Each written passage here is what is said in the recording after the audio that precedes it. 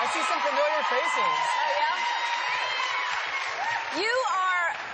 I was watching you in rehearsal, which, by the way, your voice just blows me away. I love your voice. Thank you. So beautifully clear and strong. And but you're just even more beautiful in person. Like, you're good looking, but you're like... Thank you. I love the way you look. Thank you.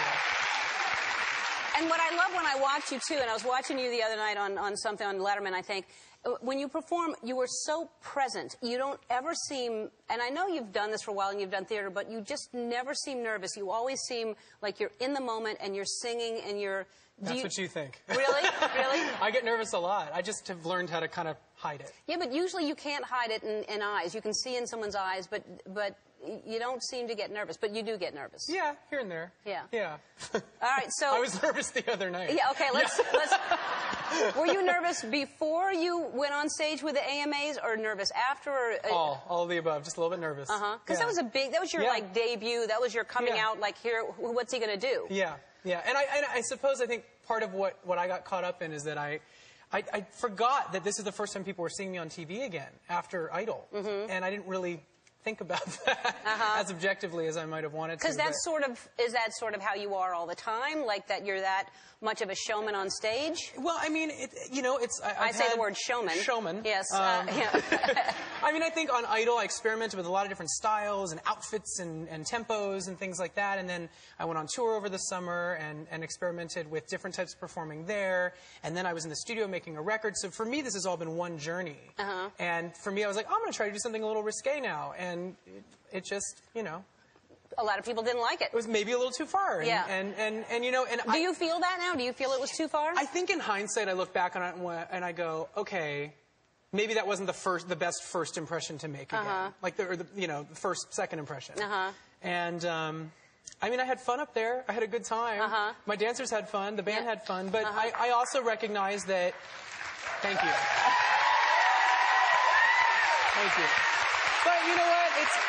I respect people, and I feel like people walked away from that feeling disrespected, and I would never intend to disrespect anybody. Right. So that was not my intention. Right. My whole thing is, I feel like if you're going to be offended by a show of sexuality on stage, then you should be offended by all shows of sexuality. It should be all forms, right? Because,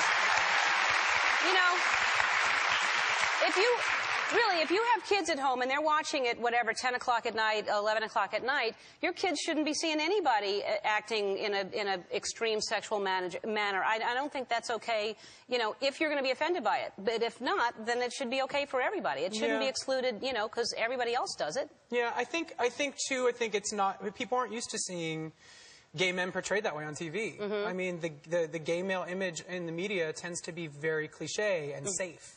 And I think, I got up there and had a little bit more energy, a little more, I was attempting to interpret the lyrics of the song, quite simply. Right. Which, I was putting on a character, I was putting on a persona, being this kind of, rock star, kind of like, dangerous kind of guy. After seeing one of my favorites, Lady Gaga, tear it apart on stage, she was incredible. Yeah. And I don't know, something came over me, I got caught up in the moment, and maybe went a little too far. And how did your parents feel about it? What did they think? I think my dad was like, well, maybe you should apologize, Adam. I don't know. Yeah. Maybe you should do that. And I was like, well, Dad, I don't feel like I did anything wrong. It just maybe wasn't the right judgment call. Right.